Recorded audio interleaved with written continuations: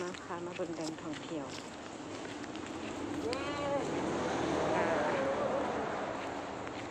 รีวิวมูน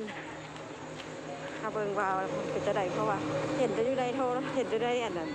แต่ถ้าถ่ายรูปลงเฟซทองอย่างนะบ่ได้มาจากเทื่อมาลองเบิ่ง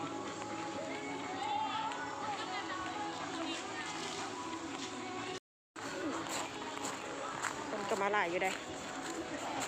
ดูคนนะมาเบิ่งวิวมาเบิ่งวิวเดี๋ยวจะพาไปเบิ่งวิวงามๆ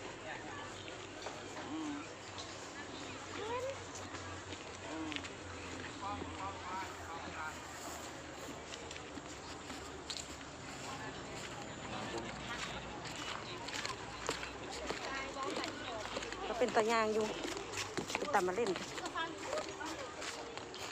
ก็มีหลายตู้อยู่ได้เราไปถ่ายรูปพี่นามาถ่ายรูปดิ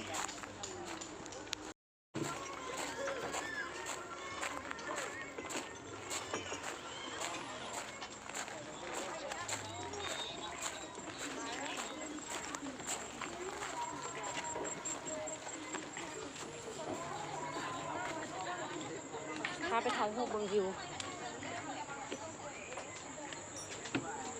ว้า